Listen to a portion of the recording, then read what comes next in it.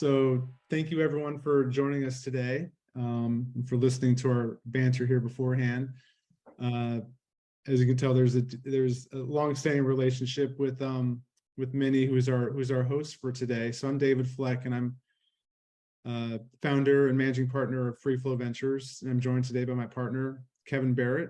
And we're really ecstatic to have with us today Minnie Ingersoll, who is a partner at TenOneTen, an early stage fund based in Los Angeles, and someone who I've known for quite a long time as well. And we wanted to essentially turn the camera around today, if you will, proverbially, and just talk a little bit about Freeflow and what we've been up to, the progress to date, our view of the world, and then obviously answer any questions that people have as well. So I think the chat feature's there. So if you have questions along the way, please feel free to ask questions. But with that, let me turn it over to Minnie to guide us today. Thank you, David. Great to be here. As David said, I've known David since we were both in school, in fact, and my father has been a professor at Caltech now for 56 years. And so it's a community I care a huge amount about. And it's been really exciting to be able to hear from David about his journey on what inspires him and why he got this going. But I'm excited to turn this around, let him tell his own story today. So with that, I thought I would start with letting you, David and Kevin, just share a little bit about your background. Of course, I know a lot of your background, David in particular, but I thought just hearing it in your own words would be great. Yeah, thank you. So going way back a little bit, so I was actually born in Fort Wayne, Indiana, then went to school at Miami University, studied accounting and statistics, actually. Then went to PricewaterhouseCoopers and worked in their mergers and acquisitions group for about 5 years here in the US, and then also in Paris. And then went to graduate school at Northwestern and got my MBA there, and had always been really interested in early stage companies. That's just one of those things that had always been a passion for me, and just that you can actually change the world. You can actually accomplish great things with a small team. After grad school, went to Bain & Company first to do strategy consulting, and then a unique opportunity came up to move to California and work for Google. And I was on the product manager team. I was a PMM in Google parlance, product marketing manager, which is where actually Minnie and I really got to know one another, because she was there before me, and that was a kind of a special time to be at Google. And I think one of the things, even though I was only there for a couple of years, I think one of the things that really just kind of was cemented in my head was just that, that culture of just, you can actually accomplish great things with a smaller team by using, world-class computer science. And then after Google, I ended up working for a handful of startups. I jokingly say some of them had success and some of them didn't, and that's part of the founder journey. And that's one thing that I lean on heavily when working with our founders, is just that fact that you may be pushing hard at a problem and making great progress, but the timing might be wrong. There's a lot of components that go into the potential success of a company.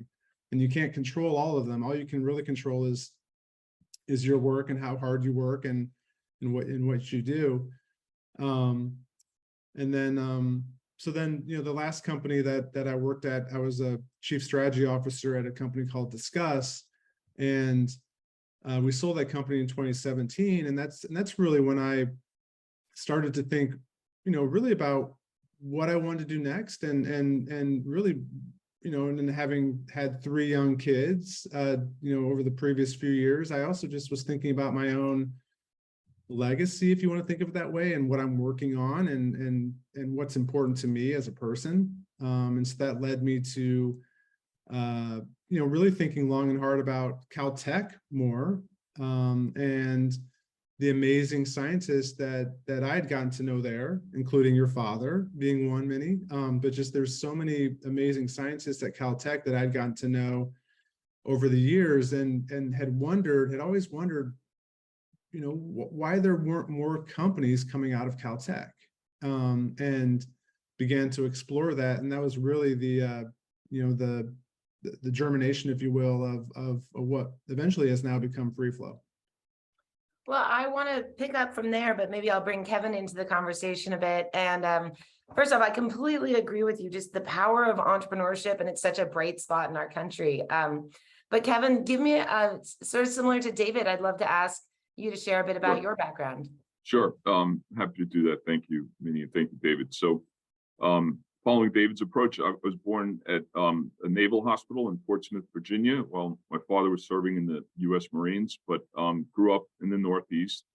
I attended college at the formerly highly ranked Columbia University, and then went on to business school at Harvard. I've been in this, like David, I've really been in the startup world for most of my professional career, and that's led through acquisitions and mergers, sometimes to jobs with much larger corporate entities where I didn't really last that long because it just wasn't really my thing. So I would move on to another startup or early stage company. From a industry focus, I've really been in the life sciences and in healthcare services throughout my entire professional career. That includes a Cambridge, Massachusetts biotech startup that was called Beyond Genomics, which was formed during the so-called genomics revolution, when the Broad Institute was being started with Eric Lander and people like that in Boston, Cambridge. And that company was actually funded by what is today known as Flagship Pioneering, which is the investor behind Moderna, the COVID vaccine manufacturer. I also spent some time at Bain Capital. David was on the consulting side. I was at Bain Capital Ventures in the Boston, operating out of the Boston market. So I've been in and around venture and private equity really my entire career, and I've seen it from the investor side, and I've seen it as an operator. I've got experience licensing academic technology both here and in Europe, which I never really appreciated at the time how relevant that would be, which is very much the case today, because that's, in many ways, that's the business we're in, is helping to commercialize technology developed in an academic environment, in this case, Caltech and the JPL Jet Propulsion Lab. I think that the healthcare experience is important because it's given me a real appreciation, not just for how drugs are developed and launched, but how they get paid for. And the same is true of medical devices. And a lot of startups, they don't really have that reimbursement and the ultimate economic experience, or they don't even have that in mind as they're developing these products. But if you don't find someone to pay for it, whether it's the private sector and or the government, then there is no business. So having that sort of longitudinal continuum view of healthcare and life sciences has really, served me well. And I've been around physicians, researchers, engineers, clinicians, really my entire career. So I'm working at Caltech, and I'm actually at Caltech right now on campus at a facility called the Athenaeum.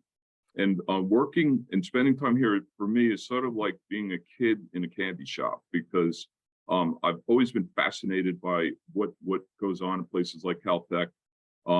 The intellectual, component of it is just really very challenging and very energizing.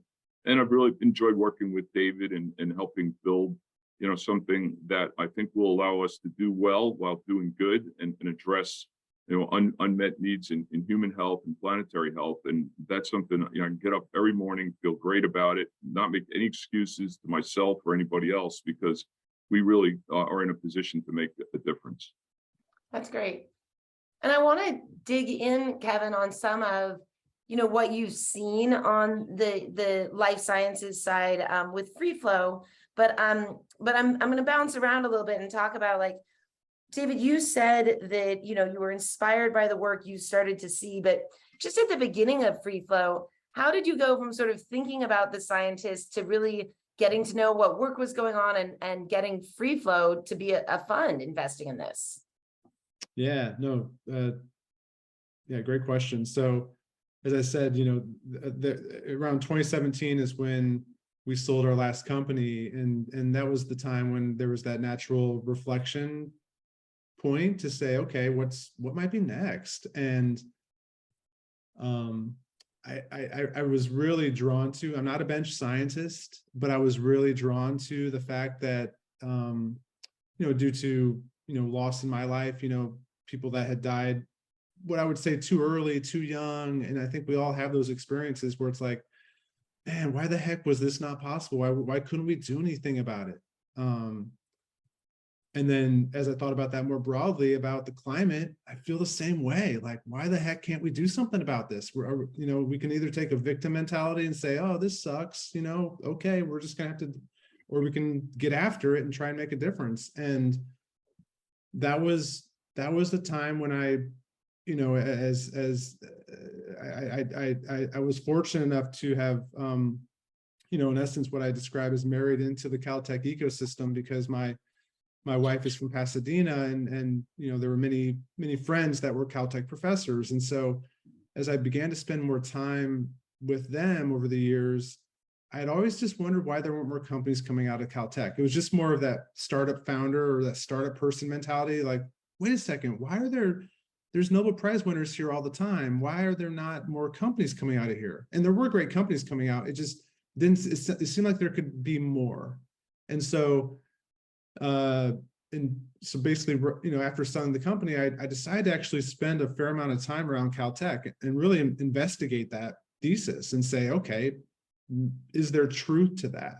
And was able to spend time, you know, a few PIs, you know, were generous enough with their time to kind of welcome me into their labs. And so I got to really get to know not only the PIs, but the postdocs, the grad students.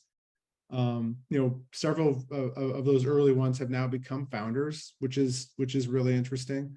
But then became convinced that there were some amazing ideas coming out of Caltech that actually had real translational potential. And that's when I started to loop Kevin into my little merry band of thieves, if you will, and say, okay, Kevin, and we met on a nonprofit board, and we had worked together quite closely. And so I started to really ask him, hey, Kevin, I'm seeing these amazing, what I think are amazing technologies, and knowing his experience in healthcare, which you know, several of the companies or several of the ideas at that time that I was looking at were around healthcare related areas. And so he started to lean in too, and then kind of just that momentum built, and then here we are today. That's great. I'll put in a plug for my own podcast, because I do a podcast that had David Fleck on it, and it was amazing. And so if anyone wants more on the Genesis piece, I think, David, you were extremely articulate on the LA Venture podcast. So thank you. Kevin, what was that like for you, those early moments when you're, you know, talking to David, he's just getting this going, and you're starting to get to know the work at Caltech? You know, were there certain labs that excited you, or what? How did you get looped in? Sure. So just to, you know, to set the stage for this, I sold my last company in 2015, which was a private equity portfolio company that was sold for about $1 billion. And that put me, you know, on a path to sort of, you know, in frank terms, to do more or less what I wanted. And so I experimented with retirement. And within 30 to 45 days, my wife said to me one morning, Kevin, you need to be in charge of something, and it's not going to be me. So basically, you've got to go find something else to do, which I had already sort of more or less figured out. And it was at that time that David and I, who, as David mentioned, had met on the board of trustees of Family Promise, a national nonprofit dealing with family homelessness. David started telling me about what he was doing at Caltech. So, you know, I started doing a little bit of research. He had met a number of different faculty, many, and he knew a lot of faculty because his family has very close ties to Pasadena and to Caltech, the Institute. So, you know, I don't know if he really talked me into coming out to California, or he just sort of paved the way. And I saw that, what was going on was really interesting. It was clear that there was a real lack of an ecosystem, a startup and entrepreneurial ecosystem in Pasadena around Caltech. Being familiar with MIT and Harvard, Stanford to a lesser degree, Berkeley and others, this was, sort of a textbook case of, an untapped opportunity. And that, in combination with what was happening on the life sciences side and the cutting edge work that was happening at Caltech and continues to happen, really just drew me in. And, I haven't looked back, and it's been, 3 years now. Do you want to keep going maybe and talk some, Kevin, about what you're seeing on life sciences? And, you touched on this, like maybe a little bringing in the future here and what you see as, the future of drug development and how to commercialize. You touched on that, but I'm interested in going a little deeper. Sure. Yeah, that's a great question, Minnie. So I think to set the stage for that, it's important to just mention that one of Caltech's real historical and emerging strengths is computer science. And that entails, in its broadest context, things like artificial intelligence and machine learning, quantum computing, deep data learning and deep data management. And they actually have a philosophy that they refer to as CS plus X, which is CS equals computer science, plus X is just about any other discipline. And what's happening in pharmaceutical research and development today is that computer science is now sort of taking the front row and becoming absolutely central to the vast amount of biological and biochemical data that's being generated in the efforts to identify targets, optimize lead compounds, take them into the clinic.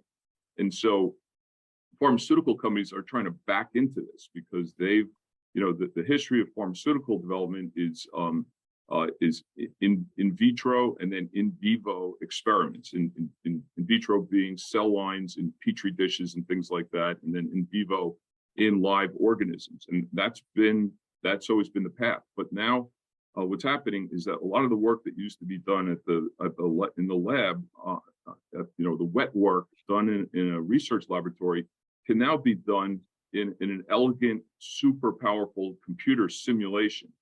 And so while pharma is trying to figure out how to reverse integrate and back into this, Caltech is emerging as a real powerhouse and a center of innovation because they already have the computer science core and they can wrap things like biology and chemistry and physics around it. So, and I didn't fully appreciate this when I first started peeking into Caltech and what they were doing and how they were, sort of evolving. But now, we've made 21 investments, and 60% plus or minus are on the life sciences side.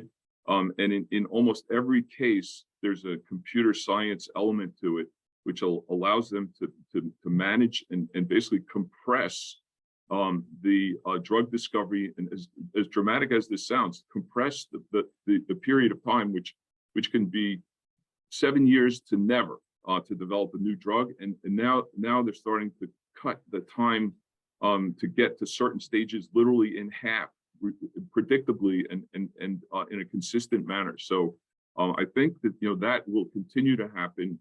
Caltech is definitely in the driver's seat from that perspective, and the evidence is many of the investments we've made and other companies that are being developed in and around Caltech with a computer science core used to basically innovate and in some ways revolutionize traditional drug discovery and development.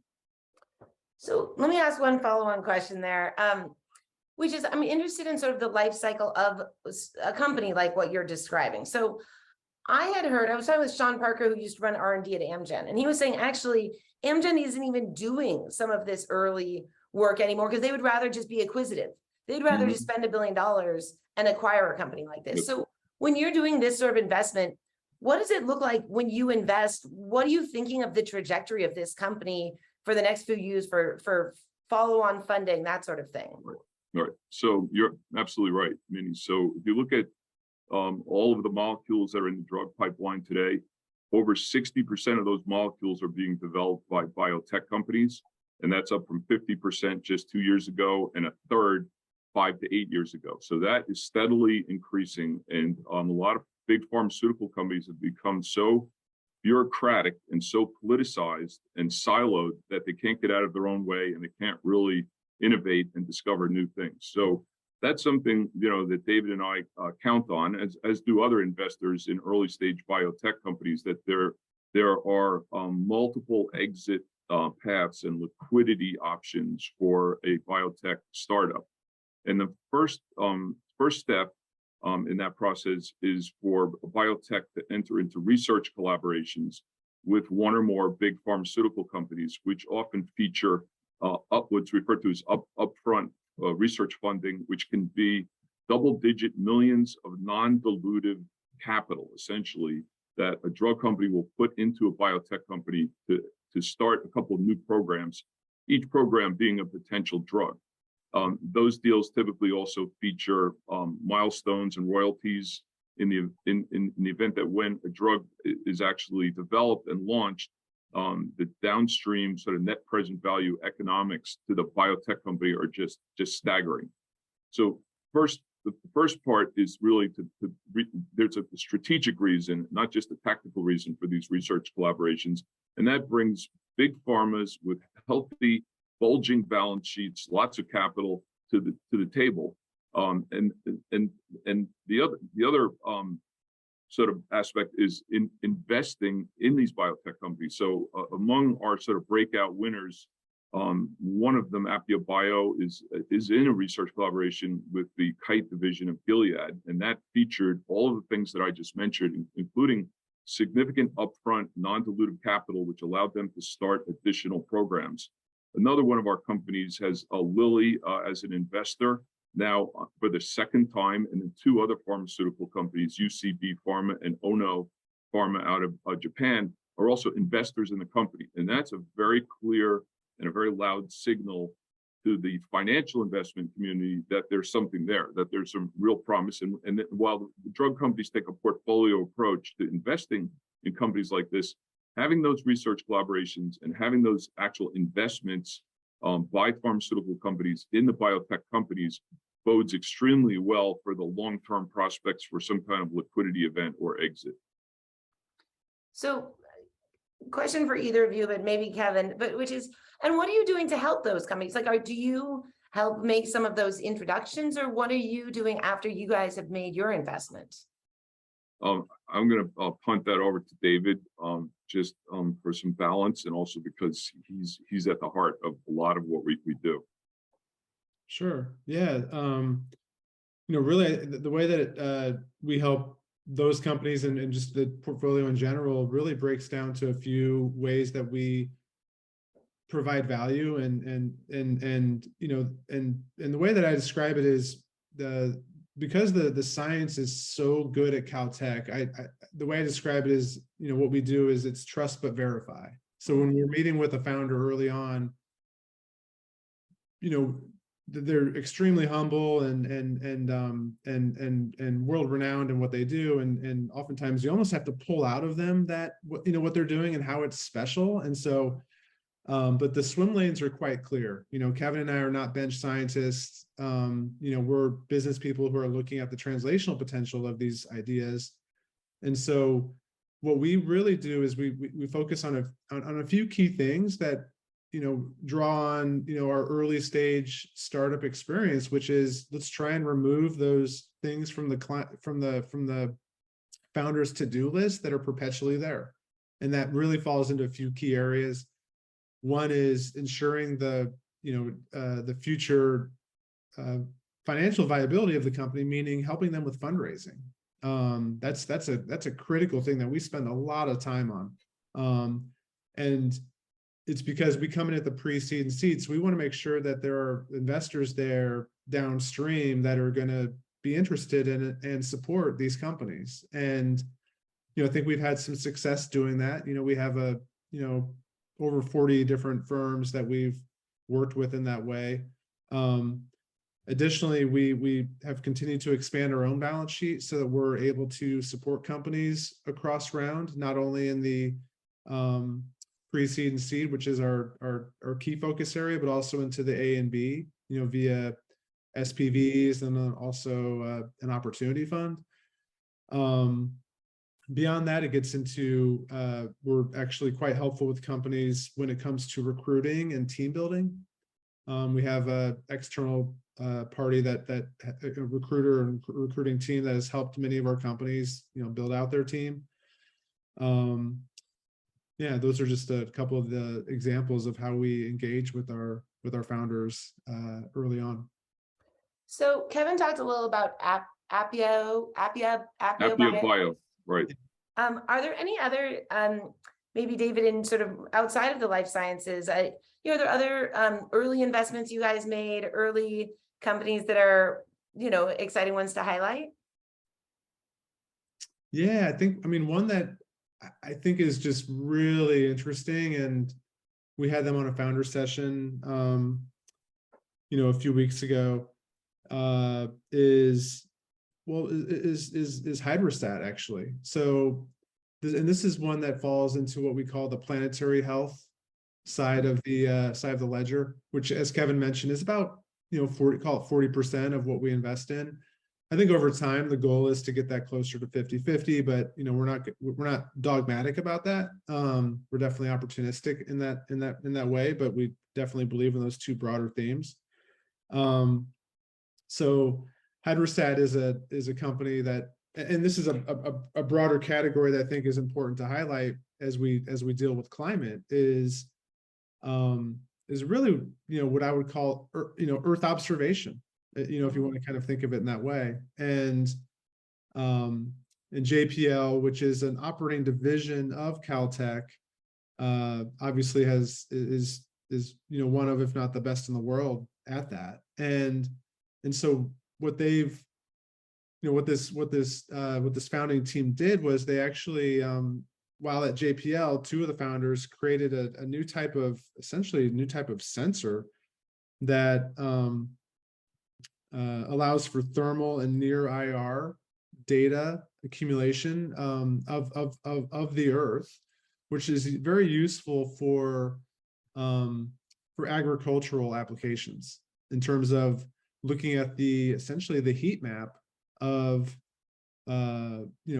specific regions of the Earth, and not broad regions. It's like very actionable regions, so it can get down to within a few meters actually of, and so it's very actionable in terms of people who large agricultural companies, but it's also can be used by hedge funds and financial companies who are trying to better understand the world markets and the yields of certain types of products. So that's a very interesting company, and they just completed their A round in this environment, which is, I think, a testament to the fact that we see on the climate side in particular, but also on the life science side, we're seeing actual strength in this market, which is kind of runs counterintuitive to what I think is the broader narrative as to what's going on economically. But I think it's just because there are just such strong secular tailwinds for these types of investment theses. Yeah. No, I told you, I just heard someone talk about, like, if software eats the world was the thing a decade ago, climate eats the world in terms of every sector is going to need to transform. Sticking with you, David, or either of you, but, maybe just peeling out a couple of things you've learned doing this. You've now been at it, a few years now and had some learning. I'm just curious if there's anything that stands out that you've learned since starting Freeflow. Yeah, I'll take the first stab at that. One of the things that really stands out is just the importance of focus, at least for me, and everyone's wired differently. But I think one of the things early on that we had people ask us a lot of questions on was, is Caltech in JPL, is that big enough? Is that big enough to support a fund? And we've as Kevin mentioned, we've just completed our last investment from Fund 1 and are now investing from our Fund 2 and our Opportunity Fund. And the answer is unequivocally yes, it is large enough, because by focusing in on one ecosystem, especially one that I think we thought was waiting to be catalyzed, or could have a larger number of companies come out of it. I think it's one of those things where focusing in one area, it's allowed us to really build up that brand and reputation amongst the other PIs, because once you have success with some of them, word travels pretty quickly. And so now we're starting to get those inbound, if you will, like, oh, we met with so-and-so, one of your early founders, and we're interested in starting a company now. And so it starts to get that proverbial flywheel effect going. So that's been quite interesting to observe. Just that focus, I think, has really paid off for us and our founders. Another is just really the fact that it does take a village, especially at the early stages, and that you can accomplish a lot more. I think deep tech has this reputation that, and I would call us, a deep tech firm. I think deep tech has this conventional wisdom is that you need, tens of millions maybe to launch a company, not hundreds of thousands or lower digit millions.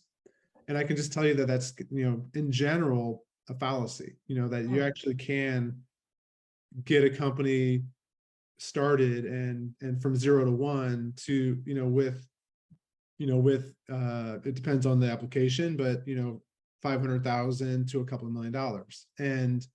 And as Kevin was referencing earlier, I think a fair amount of that actually is because of what people can do in front of their computers versus at the bench, right? Because that's where a lot of that cost is going to be, is having that infrastructure, that bench infrastructure, or that, the machinery needed for that. But you can do a lot of that now with, in silica, in front of the computer itself. Kevin, would you add anything on top of? Yeah, I think, what I would add, David, is that my experience, and I think even our experience with fundraising, whether you were raising money for a company that you were running or part of, or evaluating a company to invest, is sort of like a binary outcome kind of event, where there's an assembly line of presentations, pitch decks, so on and so forth. And if you're an investor, you look at a company and it either passes or it doesn't. If it passes, then it gets sort of pushed into a process which can start and conclude, relatively quickly in a very discrete fashion. And so, you're in or you're out. And the approach that we've evolved at Caltech is very, very different, where we get involved with faculty members who have the potential to be founders, who have technology that may have commercial or translational potential. And we, basically think about it as getting onto their mental cap table very early, before there is a cap table, before they even know what a cap table is. And so by the time it comes around to the actual sort of hardcore fundraising, we've really inserted ourselves into the process in a helpful and a productive way. And that's very different, at least for me, very different than my historical experience, and much more pleasant, and actually I think a better process. So then we're on that mental cap table, and in subsequent rounds, when we get to past the pre-seed or the seed into the Series A, if we want to come in or create opportunities for our LP investors to invest, we get super pro rata allocations, not because we have that contractually, but that gives us the ability to basically, if we want, to invest more than our proportional share that we would otherwise get with just sort of normal pro rata rights. So I think that process has really helped create our reputation on and around Caltech, which we believe is positive. We've gotten feedback on that's the case, and that was our intent, of course. So that for me was a real learning process and a real learning experience that has resulted, I think, in a competitive advantage now in terms of how we approach this in the Caltech and the JPL ecosystem. I love the mental cap table. I love it. I've never heard that. There you have it. So yeah, I'm going to borrow that one. So I'm going to ask like one or two more questions, but I want to make sure that anyone who's listening feels that they can throw some questions into the chat. I believe is probably the easiest way. So I will ask a couple more questions while people who are listening in think about like their burning questions. I want to make sure that this isn't just me asking questions. So let me ask one question about the future and just, you know, what is the next step for Freeflow when you guys are thinking about, you know, how you're evolving or what's next?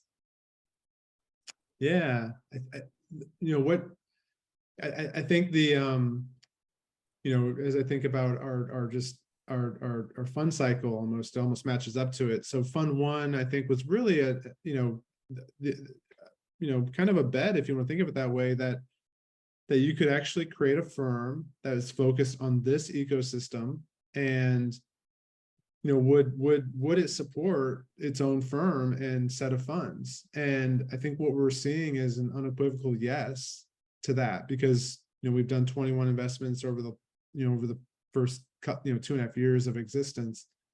So I think it's really, you know, what I describe it as now, or as I think about it, it's really now optimizing that ecosystem. And what I mean by that is it's a lot of communication with, you know, and I know that some of these people are watching today, but just a lot of communication with those potential future founders and saying, hey, we're here and we're ready to help you. And so hopefully getting more of that flywheel to start to spin so that we can get more and more companies coming out of the ecosystem. You know, another way that I think we can better serve future founders is by, you know, switching I call it, you know, describe it today as, you know, it's almost a one-way arrow, if you want to think of it that way, in terms of the research is coming out. You know, we meet the founder, you know, meet the researcher, and, you know, kind of take it as it is at that juncture. But if we can create a bi-directional arrow where we're actually bringing, you know, knowledge about the market, you know, to use the Wayne Gretzky analogy, like skating where the puck is going, you know, if we can bring that intelligence to our founders and say, hey, you know, for example, your research today is on X topic. If you tweak that a little bit, you know, we think there's a very large and interesting translational opportunity there. So just doing more of those things to really better position them so that they're on target, you know, with product market fit out of the gates, because that's what we spend a fair amount of our time on is essentially that, you know, when we meet someone early on, the research might be amazing, but as Kevin likes to describe it, it might be a party looking for a home, you know. But as you know, I think as we start to refine the model, I think we're going to be able to earlier on impact perhaps where they're taking things translationally to make sure that product market fit is really tight when they get started. I've heard hammer looking for a nail, but Kevin, you keep having good ones. Party looking for a home. Thank you, Minnie. Kevin, do you want to elaborate at all on, you know, what you think is next for Freeflow, or even just the ecosystem and the work, you know, if you're completely successful here, maybe what the Caltech ecosystem is looking like in the future? Sure. Well, I'd first pick up on that, the party looking for a home notion. And so I think under any circumstances, there's going to be a very important role for an honest broker, independent firm participating in the Caltech community and the startup ecosystem. And that's what we are. We are independent of Caltech, yet we work extremely closely with them, with the tech transfer office, with their entrepreneurs and residents, and now increasingly with their faculty and their students. And so that's a much stronger bond than a contractual relationship. But, you know, the essence of the party looking for home is our ability to look at, you know, at science, which on the face of it, it's spectacular science, but it's not the answer to an unmet need. It doesn't solve a problem. And for a faculty member, a professor who spent 15, maybe 20 years or more of his or her time working on this, they tend to think, well, then it's got to be worth something because I've spent a lot of time developing this, and we're really, you know, largely immune to political pressure and other pressure that internal investment mechanisms are going to be subject to, so that we could be honest. And I think people have come to now trust us to say, you know, do you think there's something here or not, and where can we go with this? And then if there is, we're in a position, you know, to start that relationship. And that's how it's actually been playing out. You know, in terms of the future, I'm very convinced that, you know, what I touched on earlier in terms of the importance of computer science, that's only going to become more and more important. And we're seeing the same thing. Another one of our companies, H2U, which is a green hydrogen company, is using the equivalent of computer-based high throughput screening to discover catalysts that are needed for the hydrolysis process, which separates hydrogen from oxygen in water. And that's the green hydrogen that can then be used for energy. And the catalysts that are being used today are very scarce and geopolitically very challenging from a supply standpoint. So they're applying high-powered simulations and, again, the equivalent of high-throughput screening as used in the pharmaceutical industry to finding new catalysts that can be used to generate clean green hydrogen. So I think we'll continue to see computer science in that CS plus X philosophy and model really emerge in a much more powerful and a much broader way, not just on the life sciences, but by any means. I think, you know, the other thing, and this may, you know, be just, you know, stating the obvious, but there are and there will continue to be major unmet needs in human health and in planetary health. And we all know that they're just getting worse. They're very real, they're empirical, and that's what Caltech does. The moonshot factory aspect of Caltech is that they shoot for the stars to solve really big problems. And that's, you know, one of the things that's very exciting for David and for I. That's the essence of risk and return. And I think that's only going to continue to become more of a stronger dynamic. 100%. It's a bright spot of our country. Yeah, actually, real quickly, one thing I wanted to add was, I think it's important to realize too, I mean, so we, you know, started Freeflow, or I guess officially incorporated it, if you will, in 2019. And concurrent with that, and this was not by design, it's just what happened, but Caltech has done an amazing job of finding philanthropic supporters for their science. And that's obviously, you know, what's critically important to any research institute, but they've had some amazing people like Richard Merkin and the Chens on the healthcare side, and then the Resnicks on the sustainability side. So, you know, for example, the Resnicks, Stuart and Linda Resnick gave $750 million to Caltech in 2019. I don't think it all came in 2019, but it's coming over the next few years to dedicated to sustainability. And the Chens and Richard Merkin did this, you know, gave a good chunk of change on the healthcare side, on the healthcare translation side. And so what in essence we're starting to see is a dramatic increase in the number of translational ideas that are now coming out of Caltech because of the fact that they've had these amazing philanthropists that have taken the bull by the horns and given money to the researchers. And, you know, talk to any researcher and, you know, they want the no strings attached, you know, money, because that's what really lets them go after the really difficult problems.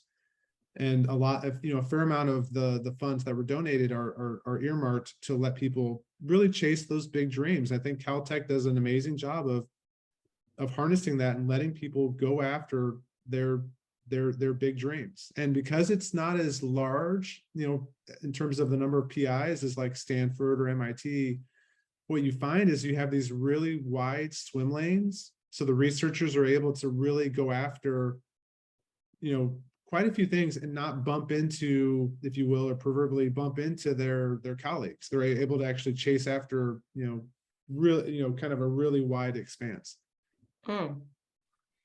So I want to make sure I have a little time to get the questions in from the audience, because we've got people giving us questions and I want to be respectful there. I feel like I could answer this first one for you, but I'm going to let you answer it. Is Freeflow leaning into investing mostly in medical related startups, or would you invest in other techs such as space connectivity? Go ahead, David. Yeah, thanks for the question. So we invest in human health and planetary health. So I couldn't really comment on space connectivity. It sounds interesting for sure. I would need to learn more about that, but we definitely, we've invested in a few things out of JPL. So, it sounds like space connectivity in our vernacular might fall into the planetary health side of the equation, but we're definitely investing in things beyond just medical.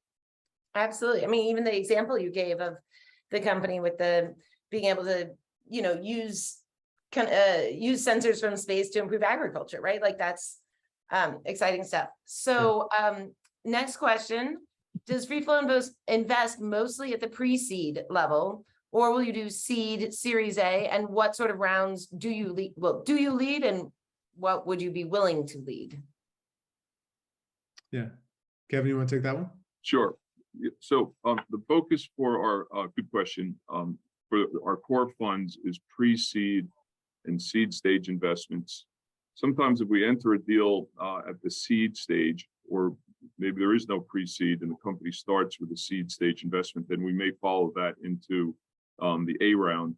But David, I think maybe quickly alluded to the fact that we've created an opportunity fund now, our first opportunity fund. So we have fund one, we're raising fund two, and then we have an opportunity fund. And that fund is meant to do Series A and in some cases Series B investments. So typically investments in later stage rounds will come some out of the reserves from the core fund, but then out of the opportunity fund, and then out of special purpose vehicles that we create to invest in specific companies with our LP investors. So we sort of cover that whole gamut. But in our minds, our remit and our mandate is really to focus the fund investments in pre-seed and seed stage investments. We would lead rounds. We do lead rounds, and in fact, as we're sitting here this morning talking, we're closing our 22nd deal, which will be our first investment out of fund two. It's kind of fun to have a deal closing while we're doing something like this, which is also fun. And we are leading that investment with several other investors. So yes, we would lead. We don't demand it, but in some cases, it's most expedient, or it's just strategically appropriate for us to lead, and we will, and we do. Yeah. And go ahead. I was just saying, we've led, I actually was looking at some numbers last night. We've led, out of the first 21, we've led 9 of them.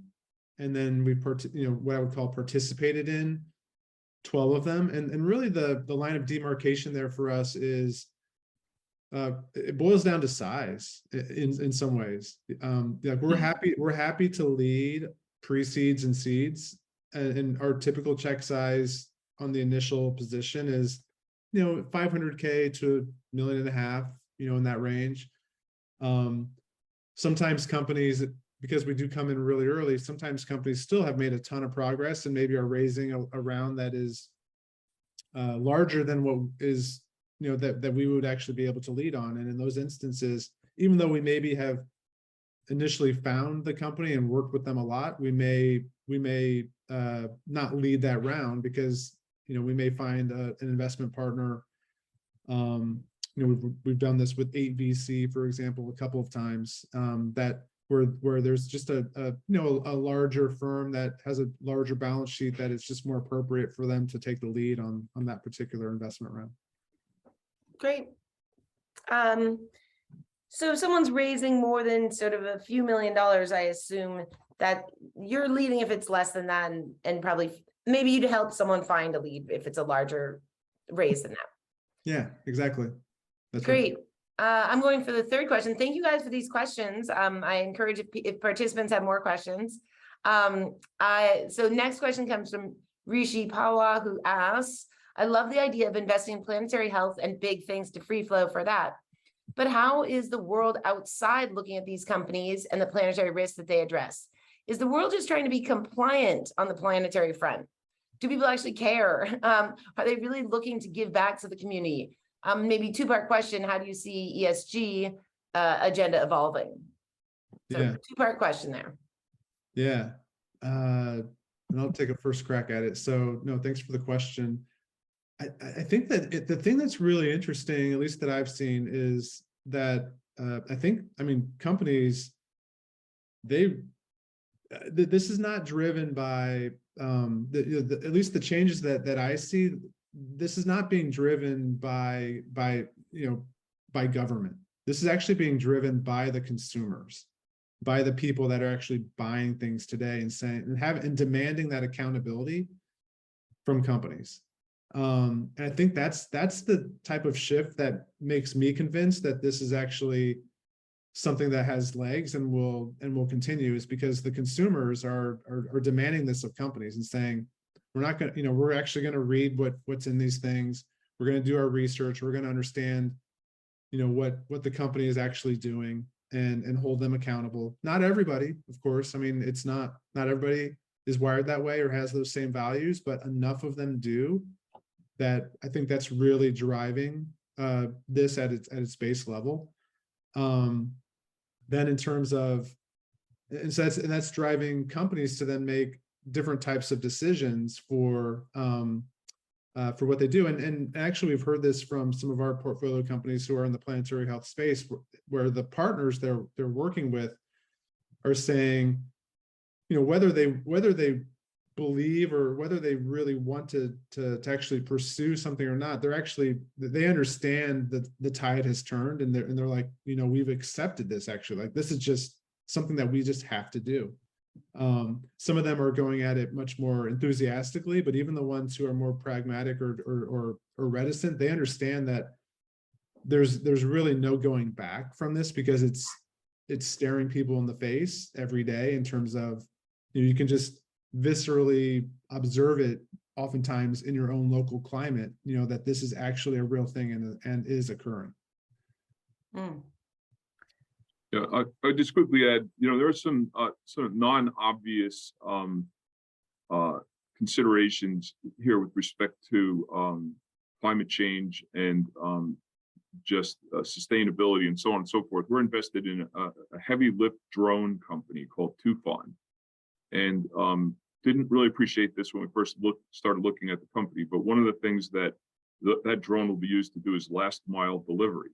And it turns out that today, last mile delivery, which is dominated by fossil fuel burning vehicles, is one of the single largest contributors to air pollution, to CO2, so on and so forth. So a battery operated drone that can actually handle that last mile delivery can, over time at scale, make a difference and have an impact on one of the things that's just choking the planet right now. So we find these we find these benefits in terms of the environment and climate and planetary health in unexpected places, and we pursue them and help bring them to market.